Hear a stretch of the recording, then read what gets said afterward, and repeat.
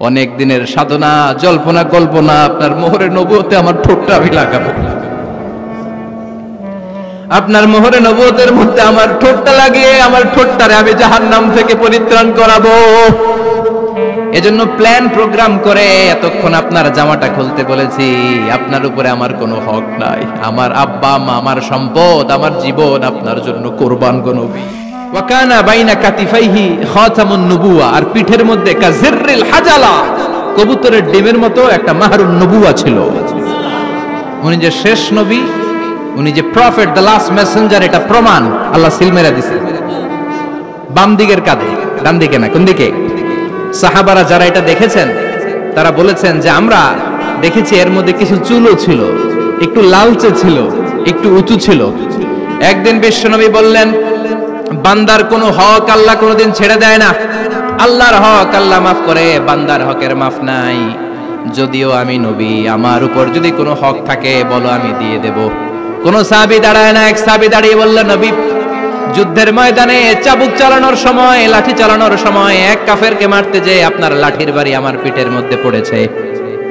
আপনি যেহেতু এই কিসাসটা আদায় করতে চান, আপনার পিঠে আমি লাঠির বাড়ি মেরে এটারে শোধবোধ করে দিতে চাই। সাইয়েদনা ওমরে ফারুক হাতের জামা এরকম করতে শুরু করছে, আয় এদিকে আয়, তোরে শোধবোধ করাই। বিশ্বনবী বললেন, ওমর রাখো, এটা বান্দার হক, মিটাতে দাও। বিশ্বনবী বললেন, আসো, তুমি এসে আমার পিঠে লাঠি দিয়ে চাবুক দিয়ে বাড়ি মারো। সাহাবী বলে, ও নবী, তখন দুর্ভিক্ষের সময়ের যুদ্ধ ছিল, আমাদের গায়ে জামা ছিল না। যখন আপনি আমার চাবুকটা পিঠের মধ্যে মেরেছেন, আমার পিঠে তখন জামা ছিল না। আপনি যদি যথা নিয়মে কিসাসটা আদায় করতে চান, আপনার জামাটা খুলেন, খালি পিঠের মধ্যে বাড়িটা মারিস। এবার ওমরে ফারুককে ধরে কে? এদিকে আয়, তোরে দেখাইতেছে। বিশ্বনবী বললেন, ওমর থামো, মারতে দাও। বিশ্বনবী উনার জুব্বাটা উপরের দিকে উঠালেন, পিঠের মধ্যে বাড়ি দেওয়ার জন্য ওই সাহাবীকে ডাকলেন। ওই সাহাবী বিশ্বনবীকে পিছন দিক থেকে জড়িয়ে ধরে ওই মোহরে নবুয়তের মধ্যে চুমু দিয়ে ফেলেছে। সাহাবী বললেন, নবী গো, এই নাটক করার জন্য আপনি আমারে মাফ করে দিয়েন। আপনি বিশ্বনবী, উদম গায়ে আপনারে দেখা যায় না, খালি গায়ে আপনারে দেখা যায় না। শুনেছি আপনার পিঠের মধ্যে মোহরে নবুয়ত আছে। অনেক দিনের সাধনা, জল্পনা কল্পনা, আপনার মোহরে নবুয়তে আমার ঠোঁটটা আমি লাগাবো, আপনার মোহরে নবুয়তের মধ্যে আমার ঠোঁটটা লাগিয়ে আমার ঠোঁটটারে আমি জাহান্নাম থেকে পরিত্রাণ করাবো। এজন্য প্ল্যান প্রোগ্রাম করে এতক্ষণ আপনার জামাটা খুলতে বলেছি। আপনার উপরে আমার কোনো হক নাই। আমার আব্বা মা, আমার সম্পদ, আমার জীবন আপনার জন্য কোরবান গো নবী। বিশ্বনবীর পিঠে বাম দিকে খাতামুন নবুওয়া ছিল, মাহরে নবুওয়া। কোন বর্ণনা এসেছে উনি এই মাহরে নবুওয়া দিয়ে পিছন দিকে দেখতেন। বিশ্বনবী যখন নামাজ পড়তেন উনি বলতেন, ইস্তাকিমু ওয়া আতাদিলু ইয়ারহামুকুমুল্লাহ, কাতার সোজা করো, ফাঁকা জায়গা বন্ধ করে দাও, কারণ আমি সামনে যেমনি দেখি পেছনেও তেমনি দেখি। অনেকে বলেন বিশ্বনবী পেছনে দেখতেন এই মাহরে নবুয়তের জায়গাটা দিয়ে। এটা ছিল বিশ্বনবীর behind CC camera, behind close circuit camera. আল্লাহু আকবার। বিশ্বনবী ছাড়া কোন নবীর পিঠে এরকম মাহরে নবুয়া ছিল নাকি? কথা বলেন। এজন্য ওই নবীরে গালি দিলে সহ্য হয়? কথা বলেন, সহ্য হয়? আবিয়াদুল ইবতাইন, বগল ছিল শুভ্র সাদা। আমাদের বগল কি সাদা? দুর্গন্ধ, কুৎসিত, কালো, তাই না? বিশ্বনবীরটা কালো? কথা কন, শুভ্র সাদা। আমরা দোয়া করি এভাবে। বিশ্বনবী মাঝে মাঝে দোয়া করতে করতে বৃষ্টির জন্য যখন দোয়া চাইতেন, আরাফার ময়দানে যখন দোয়া চাইতেন, দোয়া করতে করতে হাতটারে উপরের দিকে করতেন। সবাই এরকম হাত তোলেন, সবাই হাত তোলেন। বিশ্বনবী মাঝে মাঝে আবেগের চোটে এইখান থেকে হাতটা এই জায়গায় নিয়ে যেতেন। সুবহানাল্লাহ। বিশ্বনবী যখন হাত আবেগের চোটে উপরের দিকে উঠাতেন, বিশ্বনবীর বগল দেখা যেত। সাহাবারা বলতেন, হাত্তা ইউরা বায়াদু ইবতাইহি, এই সুযোগে আমরা দেখতাম ওনার বগলটা ধবধবে সাদা, কোনো দাগ ছিল না। মুস্তাওয়াল জাবিন, প্রশস্ত ললাট ছিল। আসাম্মুল আনফ, খাড়া নাক ছিল। বিশ্বনবীর নাক কিন্তু বোচা ছিল না, এরকম চ্যাপটা নাকরে আপনারা কোম্পানিগঞ্জে কি বলেন? চাকমা কি নাক? হ্যাঁ, বুসা, নাক বুসা বা বোচা। বিশ্বনবীর নাক এই চাকমা স্টাইলে নাক ছিল না, খাড়া ছিল, খাড়া নাক ছিল। সুবহানাল্লাহ পড়ো। মুফাল্লিজুল আসনান, দাঁতগুলো ছিল পরিপাটি। বিশ্বনবীর দাঁতের দিকে তাকালে, বিশ্বনবীর হাসির দিকে তাকালে মনে হতো হাসিতে যেন মুক্তা ঝরে। বিশ্বনবী দেখতে কেমন ছিল আন্দাজ পাচ্ছেন না মোটামুটি? এই চমৎকার দেহটা নিয়ে যখন আয়নার সামনে দাঁড়াতেন, বিশ্বনবী জোস জোস পোজ দিতেন না। এখনকার ছেলেপেলেরা বলে আয়নার সামনে দাঁড়াইয়া দেই জোস জোস পোজ, আছে না নাই? বিশ্বনবী জোস জোস পোজ দিতেন না। বিশ্বনবী আয়নার সামনে দাঁড়িয়ে বলতেন, আল্লাহুম্মা হাসানতা খালকি ফাহসিন খুলুকি। ও আল্লাহ, আমার চেহারাটা যেমনি আপনি সুন্দর বানিয়েছেন, আমার হৃদয়টারেও সুন্দর করে দেন। What a attitude, what an attitude! কি অ্যাটিটিউড ছিল উনার! আমরা আয়নার সামনে সেজে পড়ে দাঁড়ালে চুলকে সাইজ করি, পান করি, স্টাইল করে ডিজাইন করি। বিশ্বনবী সুন্দর চেহারাটা নিয়ে যখন আয়নার সামনে দাঁড়াতেন বলতেন, আল্লাহ, আমার চেহারাটা যেমনি সাদা, হৃদয়টারও সাদা করে দেন। কিছু মানুষ আছে চেহারা সাদা, হৃদয় কালো, আছে না নাই? কিছু মানুষ আছে চেহারাটা কুচকুচে কালো, অন্তরটা সাদা, এমন মানুষও আছে না নাই? বিশ্বনবীর ভেতরও সাদা, বাহিরও সাদা। সুবহানাল্লাহ। আর এই সুন্দর সাদা দেহ নিয়ে আয়নায় দাঁড়িয়ে পড়তেন, আল্লাহ, চেহারা যেমনি সুন্দর, চরিত্রটাও সুন্দর করে দেয়। এজন্য আয়নার সামনে দাঁড়িয়ে এই দোয়ার দরকার আছে না নাই?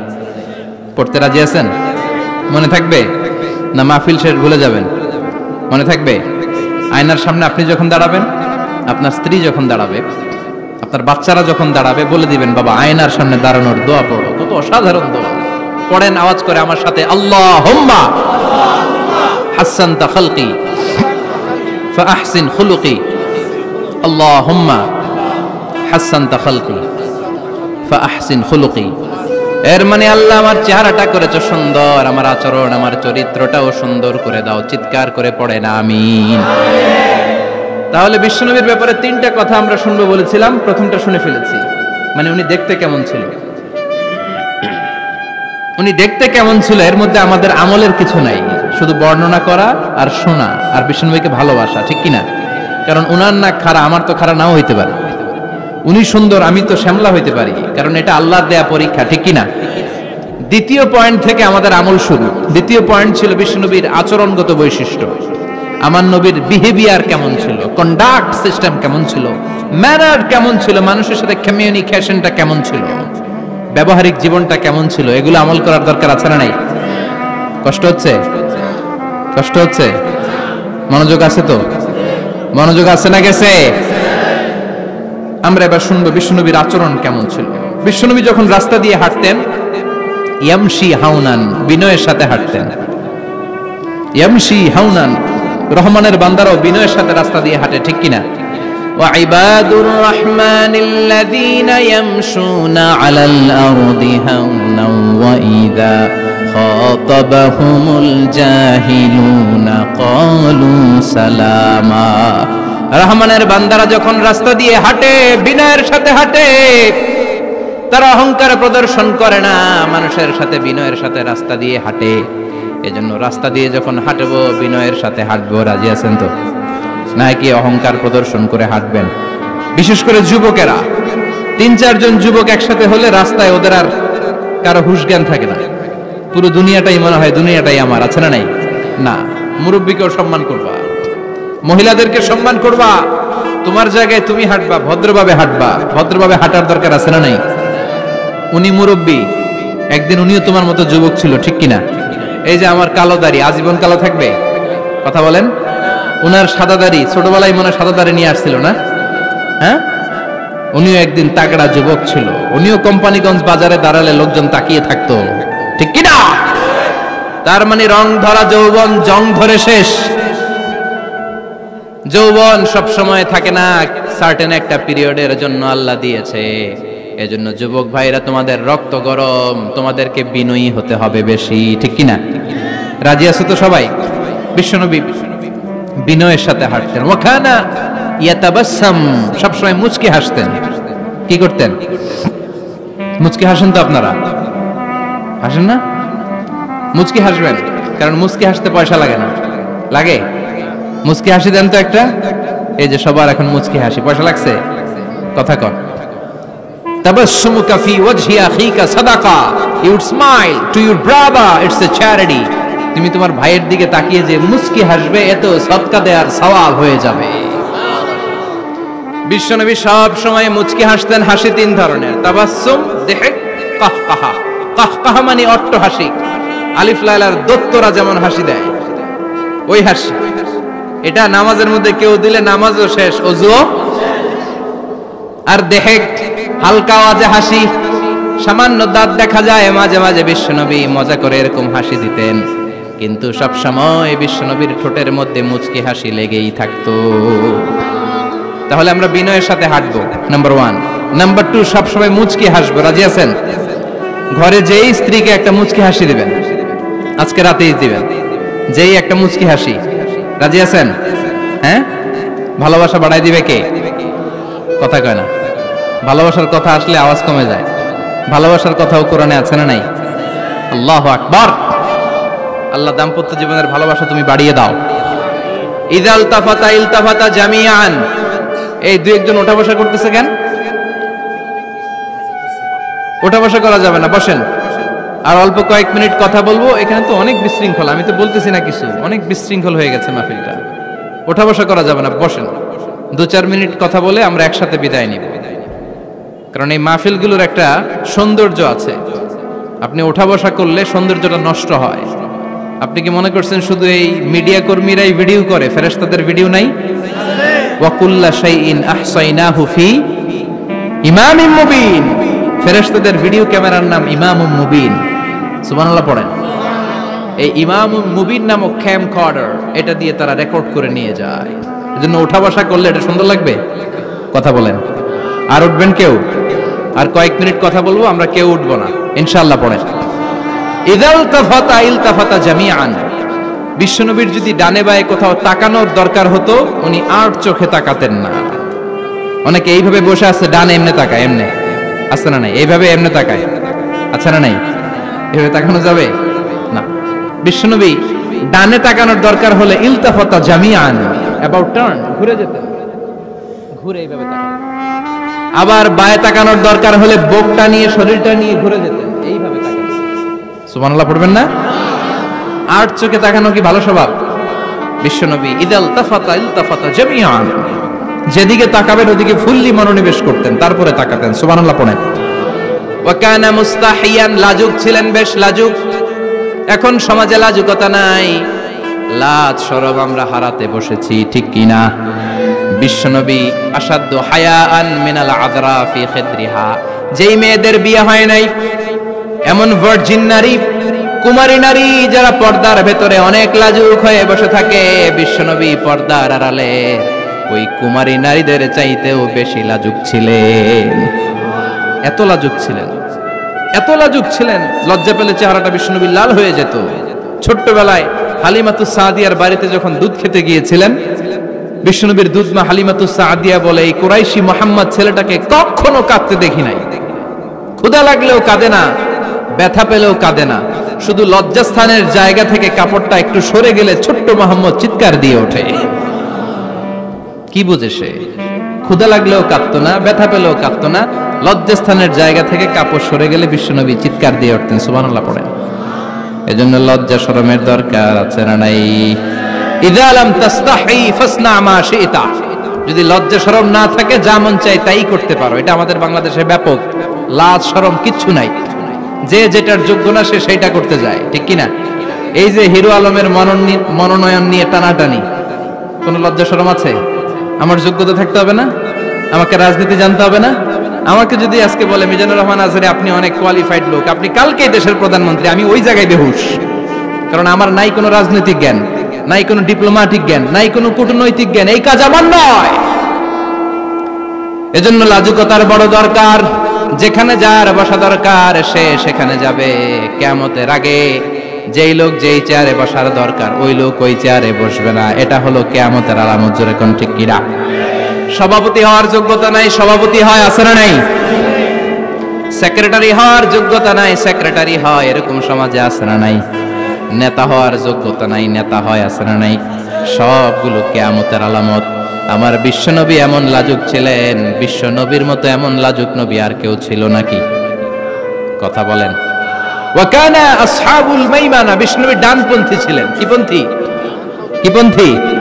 মুষ্টিবদ্ধ ডান হাতটাকে এরকম উপরের দিকে করেন আর চিৎকার করে বলেন, বিশ্বনবী কোন পন্থী ছিল? আমরা কোন পন্থী? জান্নাতে কারা ঢুকবে? কোন বামপন্থীর স্থান জান্নাতের ভেতরে হবে? চিৎকার করে বলেন, কোন নাস্তিক জান্নাতে ঢুকতে পারবে? এজন্য নবীদের মতো ডানপন্থী হতে হবে, যেরকম ঠিক কিনা? বিশ্বনবী সব ভালো কাজগুলো ডান দিক দিয়ে করতে পছন্দ করতেন। জামা পরলে ডান দিক দিয়ে, খাবার বিতরণ করলে ডান দিক দিয়ে, মুসাফা করা শুরু করলে ডান দিক দিয়ে, ডান দিক দিয়ে ভালো কাজ বিশ্বনবী পছন্দ করতেন। সুবহানাল্লাহ পড়েন। আসহাবুল মাইমানা, বিশ্বনবী মেহমানদারি করতে পছন্দ করতেন। আমরা করি তো? মেহমানদারি করান? মেহমান ঘরে আসলে ভালো লাগে? খারাপ লাগে কার কার দেখি? সবার ভালো লাগে, কিন্তু আমরা অনেকে খুশি হই না। মেহমান আসলে নাখোশ হই, নিজে খাইতে পাই না। মেহমান আইছে কে? খাওয়ামু করতে, খাওন নাই, যেন ও খাওন বানাইছে। খাওন পাঠায় কে? রিজিক দেয় কে? গোটা বিশ্বের সবাই মিলে আমরা একটা চাল বানাতে পারবো নাকি? ও মিয়া চাইনিজ চাউল না, চাইনিজ ডিম না, ওগুলো সবাই পারে, ঠিক কিনা? আল্লাহর বানানো ন্যাচারাল চাল, গাছের মধ্যে হওয়া যেই চাল, ধান আল্লাহ তৈরি করেছে, এরকম ধান, এরকম একটা পেয়ারা, এরকম ছোট্ট একটা কমলার টুকরা গোটা বিশ্বের সবাই মিলে বানাতে পারে নাকি? এজন্য রিজিকের মালিক কে? মেহমান আপনার রিজিকে ভাগ বসাতে আসে না, সে তো তার রিজিক নিয়ে আসে, সে আরো এসে আপনার রিজিকে বরকত ঢুকিয়ে দিয়ে যায়। চিল্লা এখন ঠিক কিনা? কারণ আমরা বরকতে বিশ্বাসী। বরকত বিশ্বাস করেন? 5 লাখ টাকা মাসে কামায়, ডাইন হাতে বা হাতে, আছে না নাই? হালাল হারাম ইচ্ছা মতো কামায়, মাস শেষে কিচ্ছু থাকে না, এরকম ডাকাইত আছে না নাই? হসপিটালের একটা বিল পরিশোধ করতে 3 লাখ চলে যায়, ঋণের বোঝায় জর্জরিত, রাতে ঘুম নাই, তার মানে বরকত নাই। আরেকজনের বেতন 20,000, কয় হাজার? বাড়ি ভাড়া 6,000, বাজার খরচ 6,000, ছেলে মেয়ের স্কুলের বেতন 6,000, বেড়ায় দান করে আরো 1,000, আরো থাকে।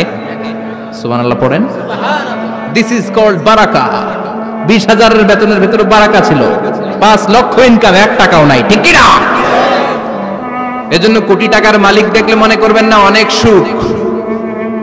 এই দুনিয়ার জীবনটা ধোঁকা, মোহাচ্ছন্ন হয়ে আছি আমরা। এটা ধোঁকা, এটা মরিচিকা, এটা চাকচিক্যময় একটা জায়গা। মৃত্যুর পর মনে হবে একটা দুঃস্বপ্ন ঘটেছিল আমার, বিশাল এক জগৎ পড়ে আছে সামনে। দুনিয়াটাই ধোঁকা, দুনিয়াটাই মোহের জায়গা, আমরা সবাই মোহাচ্ছন্ন হয়ে আছি। দুনিয়ার উদাহরণ হলো 3টা লাশ আর 4টা স্বর্ণের টুকরার সমান। 3 জন যুবক কাজের জন্য বেরিয়েছে, পথিমধ্যে 4টা স্বর্ণের টুকরা পেয়েছে। যুবক কয়টা? স্বর্ণ পাইছে কয়টা? মহা খুশি, খুশিতে বাকবাকুম, 4টা স্বর্ণের বড় বড় টুকরা পেয়েছে। আমরা আজীবন খেলে বসে খেয়ে যেতে পারবো, কিচ্ছু লাগবে না আমাদের। 3 বন্ধু বলে ভাগ করি, আরেকজন বলে ক্ষুধা লাগছে। একজন যা বাজার থেকে রুটি কিনে নিয়ে আয়, খাওয়ার পরে ভাগ করবো। একজন রুটি কিনতে গেল, শয়তান 2টারে বুঝায়, ওইটারে মারতে পারলে ভাগ বটোয়ারা সহজ হবে। তোরা 2 জন স্বর্ণ 4টা, তুই নিবি 2টা, ও নিবে 2টা। হিসাব সহজ না? 2 বন্ধু প্ল্যান করছে, ওইটারে মাইরা তুই 2টা, আমি 2টা। যেটা রুটি আনতে গেছে প্ল্যান করেছে, রুটির মধ্যে বিষ মিশায় নেই। কি মিশাবো? বিষ। তাহলে বিষ খাওয়া আর রুটি খেয়ে ওই 2টা শেষ, সব পাবে আমি পাবো। ভাগাভাগির কিছু নাই, সব যাবে আমার কাছে। 4টা স্বর্ণের টুকরার মালিক আমি। রুটির মধ্যে বিষ মেখে নিয়ে এসেছে। ওই 2 বন্ধু প্ল্যান অনুযায়ী ওইটারে ধরে মেরে ফেলছে। এবার মহা খুশি। এক বন্ধু কয়, এবার তো ভাগ বটর আর কিছু নাই, তুই 2টা, আমি 2টা, আগে খাইয়া লইস। আগে খাওয়ার পরে এই 2টাও নাই। 3টা লাশ, 4টা স্বর্ণের টুকরা, এটাই তো দুনিয়ার জীবন, ঠিক কিনা? আসল জীবন কবর থেকে শুরু হবে, কোন ঠিক কিনা? একদিন মাটির ভেতরে হবে ঘরে মন আমার, কেন বাঁধো দালান ঘরে মন আমার, কেন বাঁধো দালান ঘর, ঠিক কিনা? দুনিয়ার জীবন আসল জীবন না, এটা মরিচিকা, এটা ধোঁকা, এটা মোহ, এটা শয়তানের চাকচিক্য। আসল জীবন কবরের জীবন, আসল জীবন সামনে পড়ে আছে, জন্য বরকতে বিশ্বাস করি আমরা, ঠিক কিনা? ল্যান্ড ক্রুজার দাপিয়ে বেড়ায়, বড় বড় টাওয়ারের মালিক, অনেক সম্পদের মালিক, এটা দেখেই মনে করবেন না অনেক সুখে আছে, ঘরে যেয়ে দেখেন কোনো সুখ নাই, ঠিক কিনা? সাধারণত টাকা যার বেশি দুঃখ তার বেশি, টাকা যার কম সুখ তার বেশি। সুবহানাল্লাহ পড়েন। আল কানাআতু মিনাল ইসলাম। এজন্য আমার শ্রমিক ভাইয়েরা, আপনাদের এক পা জান্নাতে এমনি ঢুকে আছে। নামাজ পড়বেন, মা বাবার খেদমত করবেন, ইসলামের নিয়মগুলো মানবেন, দ্বিতীয় পাটাও জান্নাতে ঢুকায় দিবে কে? আর যারা কোটি কোটি টাকার পাহাড় বানিয়েছে, ওদের হিসাবের ফিরিস্তি অনেক বড়। বিশাল বাড়ির মালিক, ল্যান্ড ক্রুজার চালায়, সাব্রোলেট চালায়, পোরশে, ফারারে, ল্যাম্বরগিনি চালায়, আছে না নাই? ঘরে সুখ নাই, রাতে ঘুম নাই, টেনশন আর টেনশন, 4টা ট্যাবলেট খেয়ে আধা ঘন্টা ঘুমাতে পারে না, এরকম ধনী আছে না নাই? সব ধনীরা আবার এক পাল্লায় মাইপেন না। হালাল পন্থায় মাথার ঘাম পায়ে ফেলে যেই ধনী ব্যবসায়ীরা বড় লোক হয়েছে, ওদের ঘরে ঠিকই শান্তি আছে। তার মানে টাকা যার বেশি, অসুখ তার বেশি, কিচ্ছু খেতে পারে না। দেখবেন ধনীদের খাবারের ডায়েটে থাকে ভেজিটেবলস আইটেম, ঠিক কিনা? এমনি হজম হয় না, আবার ডাক্তারের কাছে গেলে বলে কিচ্ছু খাবেন না, খালি ঘাস খাবেন। কি খাবেন? মানে ভেজিটেবল খাবেন, সবজি খাবেন তো সুস্থ থাকবেন, আছে না নাই? ঘুম নাই, শান্তি নাই। এই যে কোম্পানিগঞ্জ বাজারের যারা কুলি মজুর শ্রমিক, এদের ঘুমে ঝামেলা আছে? কথা বলেন। ধনী পয়সাওয়ালা কোটিপতি, সে ঘুমের ট্যাবলেট খায়, ঘুমের জন্য যে ট্যাবলেট লাগে রিকশাওয়ালা ওইটাই জানে না, ঠিক কিনা? 1000 কোটি টাকার মালিক হলে বাড়ি কিনা যায়, গাড়ি কিনা যায়, সুখ কিনা যায় না। কোম্পানিগঞ্জ বাজারে সুখ বিক্রি হয় এমন দোকান আছে নাকি? কথা কন, একটাও নাই। কি করলেন আপনারা? সুখের দোকান দিতে পারলেন না? কি আজীব তামাশা। টাকা দিয়ে সুখ কিনা যায় না, গাড়ি কিনা যায়, বাড়ি কিনা যায়, কিন্তু সুখ নো ওয়ে, কেনা যায় না। টাকা হলে জাজিম কিনা যায়, বালিশ কিনা যায়, ঘুম কিনা যায় না। ঘুম কিনা যায়? ফার্মেসিতে ডাক্তারের কাছে যে যদি বলেন 2000 টাকার ঘুম দেন, দিবে? ডাক্তার কি বলবে? দূর মিয়া, আমারই ঘুম আসে না, তোমারে আমি ঘুম বিক্রি করুম। আচ্ছা না নাই? শ্রমিক ভাই, রিকশাওয়ালাদের ঘুমের ঝামেলা নাই, যেখানে রাই তো ওইখানেই, যেখানে রাই তো ওইখানেই কাই। ওর মাথা লাগতে দেরি বিছানায়, নাক ডাকতে দেরি হয়, ওর নাকের ডাকের আওয়াজে ট্রাকের ইঞ্জিনও ফেল, ঠিক কিনা? এজন্য আমরা বরকতে বিশ্বাসী। অল্প খাবো, অল্প পড়বো, অল্প জমাবো, অল্পের ভেতর বরকত দিয়েছে কে? এজন্য মেহমান আসলে বিশ্বনবী খুশি হতেন, আমরাও মেহমান আসলে খুশি হব। রাজি আছি না নাই? সবাই রাজি? মেহমানদারি করাবেন তো? এরপরে বিশ্বনবী ইনসাফ করতেন। কি করতেন? ইনসাফ করতেন। বিচার করার সময় বিশ্বনবী ইনসাফ করতেন। গোটা বিশ্বকে ইনসাফ শিখিয়েছেন বিশ্বনবী। আমাদের দেশেও তো ইনসাফ হয় না? হাইকোর্টে, সুপ্রিম কোর্টে, গ্রাম্য সালিশে আছে, আছে। আহা, আহকামুল হাকিমিনের দরবারে সবগুলো বিচার আবার বসবে। চিল্লায় বলেন ঠিক কিনা? অমিয়া দুনিয়াতে বিচারপতি বিচারের রায় দেয়, ওই বিচারপতিরও বিচার আছে না নাই? সবচেয়ে বড় বিচারপতির নাম কি? বিশ্বনবী ইনসাফ করে গোটা বিশ্বকে দেখিয়ে গেলেন কেমন করে বিচার করতে হয়। বিশ্বনবীর কাছে কখনো বিচার আসলে বিশ্বনবী দুই পক্ষের কথা শুনে রায় দিতেন। পড়েন সুবহানাল্লাহ। সব সময় দুই পক্ষের কথা শুনে রায়। এখন কি দুই পক্ষকে সমান প্রিভিলেজ দেয়া হয়? কথা বলেন। কারণ কোরআন দিয়ে বিচার হয় না। কোরআন দিয়ে বিচার হোক আমরা চাই কি চাই না? আমার সংসদ ভবনের ভেতরে কোরআনের আইন দিয়ে সংসদ ভবন কায়েম হোক আমরা চাই কি চাই না? সেনাবাহিনীর ভেতরে দরবার হলগুলোতে যখন আলোচনা বসে কোরআন মাঝখানে থাকবে, চিল্লায় বলেন ঠিক কিনা? দেশের সবগুলো ক্যান্টনমেন্টের ভেতরে কোরআন থাকার দরকার আছে না নাই? সবগুলো আদালতের ভেতরে কোরআন থাকার দরকার আছে না নাই? কোরআনের আইন অনুযায়ী আমার দেশের সব নিয়ম কারণ চলবে, আমরা চাই কি চাই না?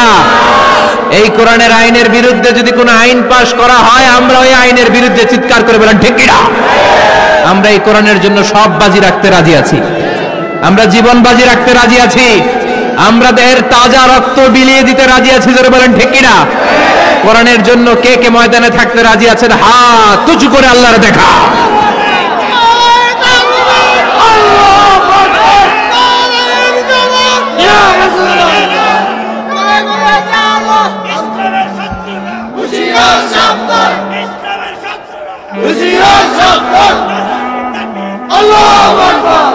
আল্লাহ কোরআনের জন্য যে ভালোবাসাটাকে তুমি কবুল করো, আমরা যেন দেখে যেতে পারি যে এই দেশে কালেমার পতাকা পতপত করে উড়েছে।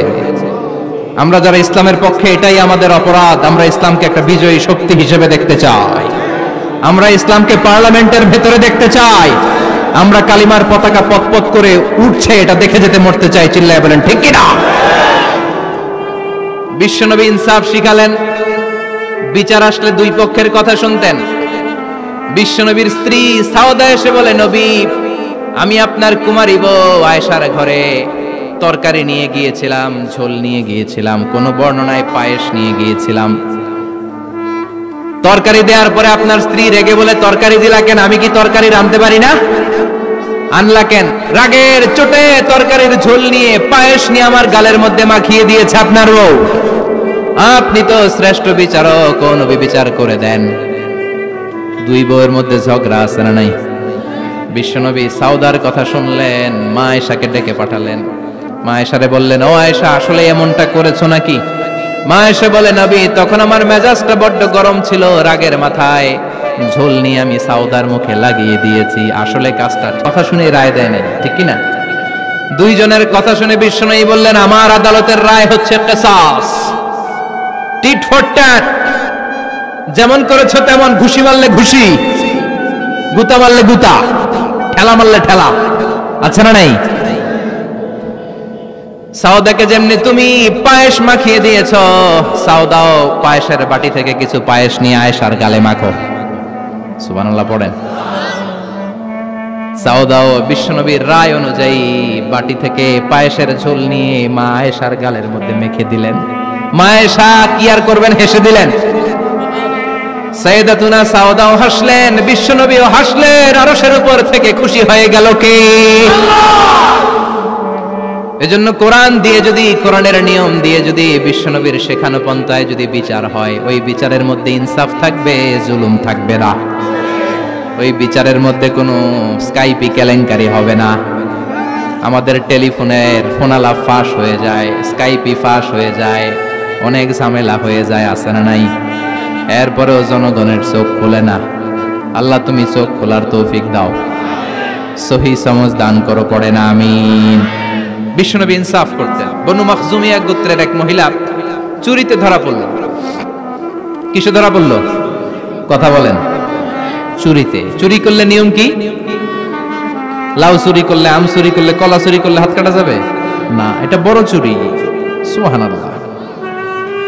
উমরে ফারুক বলেছেন, দুর্ভিক্ষের বছর কেউ যদি চুরি করে তার হাত কেটে দেয়া যাবে না, কারণ এটা অভাবের চুরি, এটা স্বভাবের চুরি না, ঠিক কি না?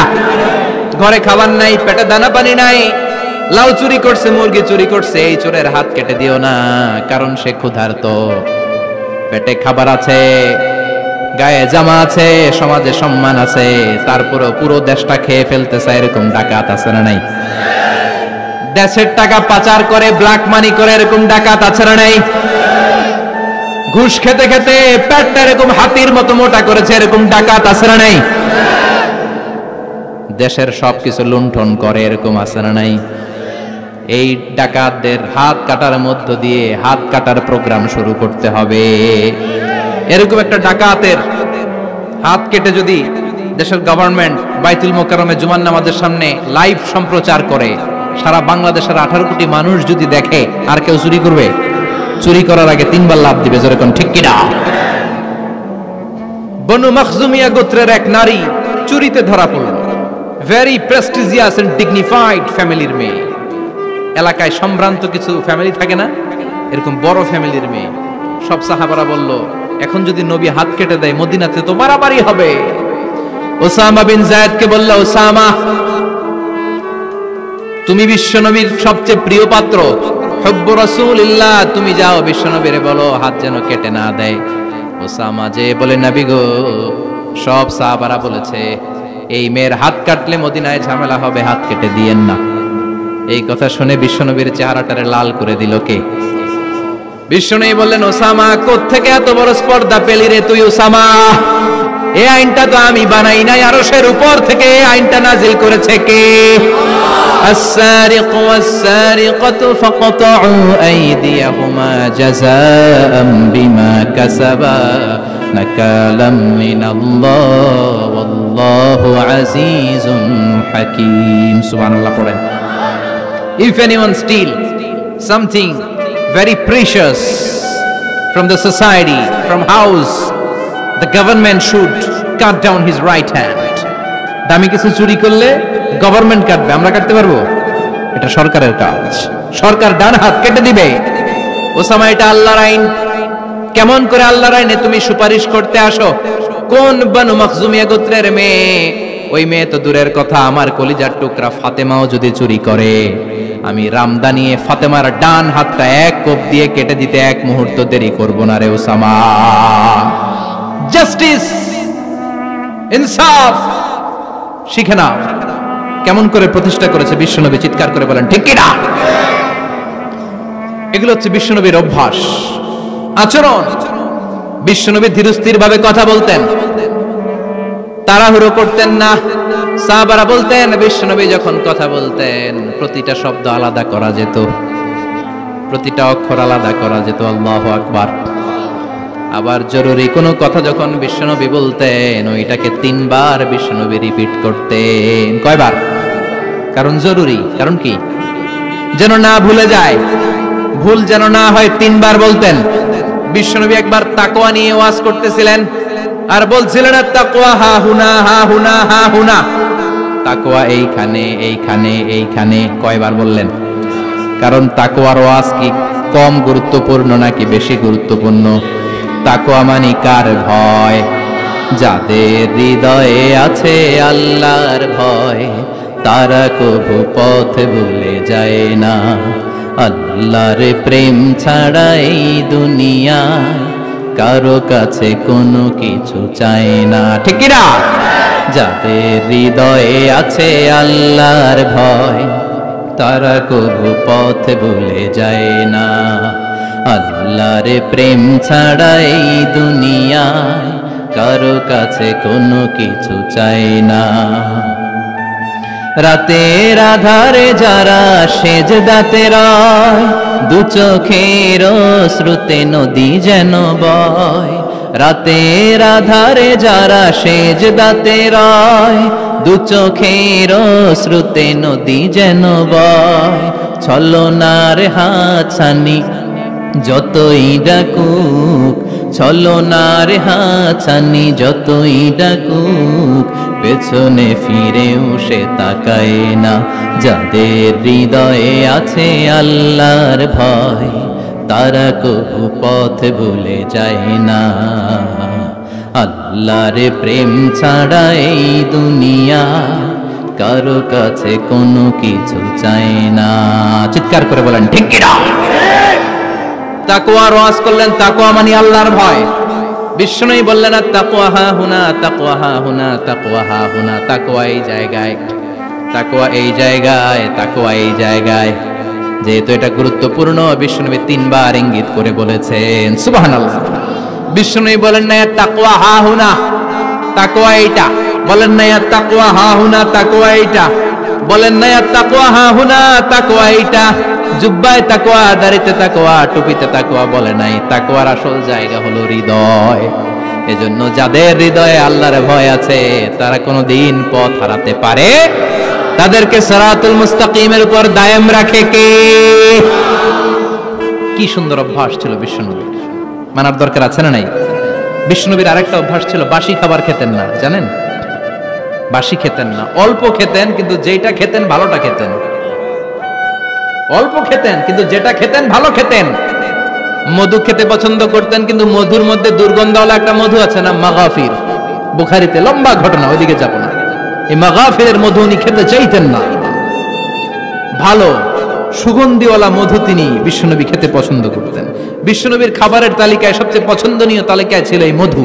মধু খেতেন, দুধ খেতেন, খেজুর খেতেন, জব খেতেন, বার্লি খেতেন, ছাগলের বাজুর মাংস খেতে পছন্দ করতেন, সিনার মাংস। সুবহানাল্লাহ কইবেন না? What a choice! কি চয়েস ছিল বিশ্বনবী! বাজুর মাংস খেতেন। বিশ্বনবী লাউ খেতে পছন্দ করতেন, লাউ। রুম্মান ফল খেতে পছন্দ করতেন, রুম্মান মানে ডালিম। রুম্মান মানে কি? ডালিম খেতে পছন্দ করতেন। মাশরুম খেতে পছন্দ করতেন। সুবহানাল্লাহ পড়েন। মাশরুমের স্যুপ পাওয়া যায় না রেস্টুরেন্টে? বিশ্বনবী বলতেন, আল কামআতু মিনাল মান্নি ওয়া মাউহা শিফাউন লিল আইন। এই কামআহ মানে মাশরুম, ব্যাঙের ছাতা, এটা হলো মান্না সালোয়ার মতো দামি খাবার। আর এই মাশরুমের স্যুপ চোখের জন্য মহৌষধ।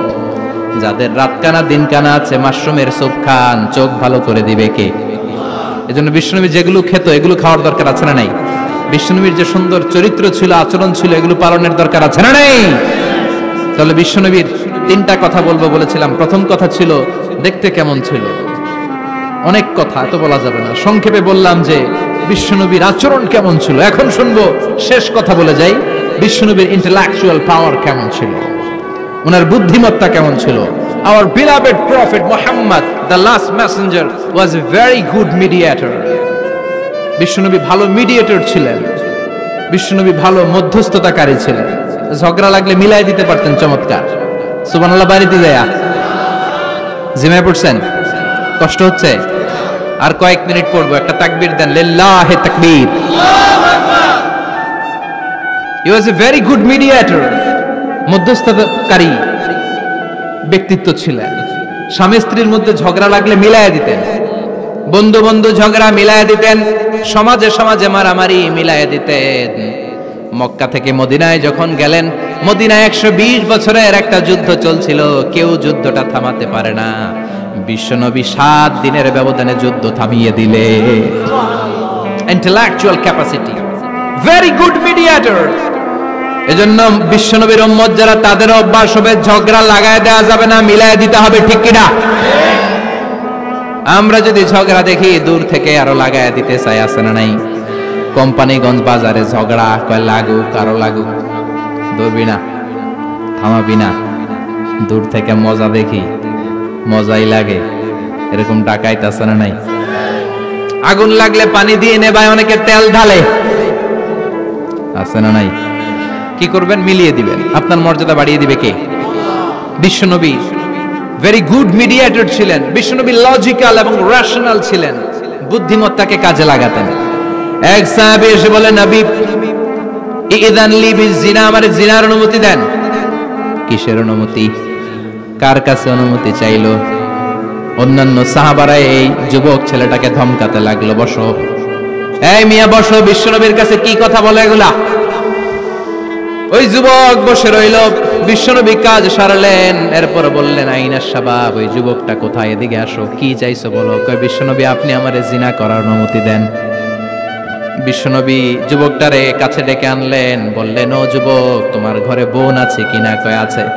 তোমার বোনের সাথে কোন পুরুষ জিনা করুক, তোমার কেমন লাগবে? সে বলে, আমি এই পুরুষটারে হত্যা করব। হত্যা করবা? ওকে, ডান। তোমার ঘরে মা আছে কিনা? আছে। তোমার মায়ের সাথে পর পুরুষ জিনা করবে, কেমন লাগবে? কয়, আমি সাইজ করবো ওরে। তোমার ঘরে স্ত্রী আছে কিনা? আছে। তোমার স্ত্রীর সাথে যদি কেউ জিনা করে কেমন লাগবে? বলে, আমি তারে ছাড়বো না। বিশ্বনবী বললেন, তাহলে যেই মহিলার সাথে তুমি জিনা করবা, সেও তো কারো বোন, সেও তো কারো স্ত্রী, সেও তো কারো মা। ঠিক কিনা? সুবহানাল্লাহ। What N intellectual capacity. যুবক বলে, তাই তো, এভাবে তো ভাবি নাই। আমি যার সাথে পাপ করব, সেও তো কারো বোন হবে, সেও তো কারো মা হবে, সেও তো কারো স্ত্রী হবে। ও নবী, আপনি আমারে মাফ করে দেন, আমার জন্য দোয়া করে দেন, যেন তাকওয়ার উপর জীবন প্রতিষ্ঠা করতে পারি। লজিক্যালি জিনিসকে সলভ করার চেষ্টা করতেন। মুআয ইবনে জাবালকে বিশ্বনবী সাল্লাল্লাহু আলাইহি ওয়াসাল্লাম ইমাম বানিয়ে পাঠালেন। উনি ইমামতি করতে গেলেন এক মসজিদে। মাগরিবের সালাতে উনি লম্বা কেরাত ধরলেন। এশার নামাজ শুরু করলেন সূরা বাকারা দিয়ে, কোরআনের সবচেয়ে ছোট সূরা। হ্যাঁ, বড়? কত বড়? বিশাল বড়। এখন ওই এলাকার মুসল্লিরা ছিল কৃষক মুসল্লি। এক কৃষক মুসল্লি সাহাবী নামাজের পেছনে দাঁড়ালেন, দেখলেন বাকারা দিয়ে ধরছে, কেরাত শেষ হয় না, আর দাঁড়িয়ে থাকতে পারে না, পায়ে ব্যথা করে, পিঠে ব্যথা করে। কিছুক্ষণ পর রেগে মেগে নামাজ ছেড়ে দিয়ে বারান্দায় নামাজ পড়ে বিশ্বনবীর কাছে বিচার দিতে গেলেন। যে বললেন, নবী এমন ইমাম পাঠাইছেন এশা পরে বাকারা দিয়া। বিশ্বনবীকে সর্বনাশ, মুয়াজ তো ভেজাল লাগাই ফেলতেছে। ডেকে পাঠালেন, সহিহ বুখারীর বর্ণনা। বিশ্বনবী বললেন, Muaz, what are you doing there? কি করছো তুমি সেখানে? আফাতানুন আনতা ইয়া মুআজ? ও মুয়াজ, তুমি কি ফিতনা বাজাও নাকি? তুমি কি ফিতনা ছড়াচ্ছ নাকি? খেটে খাওয়া মানুষ, কৃষক মানুষ, মাঝারি সাইজের কত সুন্দর সূরা আছে, ওয়াদ-দুহা ওয়াল-লাইলি ইযা সাজা, আল কারিআতু মাল কারিআ, সানানাই, আলহাকুমুত তাকাসুর, সানানাই। এগুলো দিয়ে না পড়ে বড় বড় সূরা ধরলা কেন্দ্রে মুআজ। আফাতানুন আনতা ইয়া মুআজ? তোমারে কি আমি অ্যাপয়েন্টমেন্ট দিছি তুমি ফিতনা বাজাবা? খবরদার মুআজ, ইয়াসসিরু ওয়ালা তুআসসিরু, ইসলামকে মানুষের কাছে সহজ করে উপস্থাপন করবা। বাশশিরু ওয়ালা তুনাফিরু, ইসলামকে এমন ভাবে উপস্থাপন করবা না যে তোমার কথা শুনে মানুষ দিন থেকে ভেগে ভেগে যায়। তাহলে এই দায়ভার ইসলামের নয়, এই দায়ভার বর্তাবে তোমার কাঁধের উপর। চিৎকার করে বলেন ঠিক কিনা? আমাদের মধ্যে অনেকে ইসলামকে অনেক কঠিন করে ফেলে, মানুষকে আশার বাণী শোনায় না। কই এমনে না পড়লে আপনার বাদ, আপনি বেদাত করছেন, আপনি শিরক করছেন, আপনার কিচ্ছু হবে না। যারে বলে কিচ্ছু হবে না, সে বলে আমার যেহেতু কিচ্ছু হবে না, তোর কথা শোনার আমার দরকার নাই। যে আমারে আশার বাণী শোনায় আমি তার কাছে যাই, ঠিক কিনা?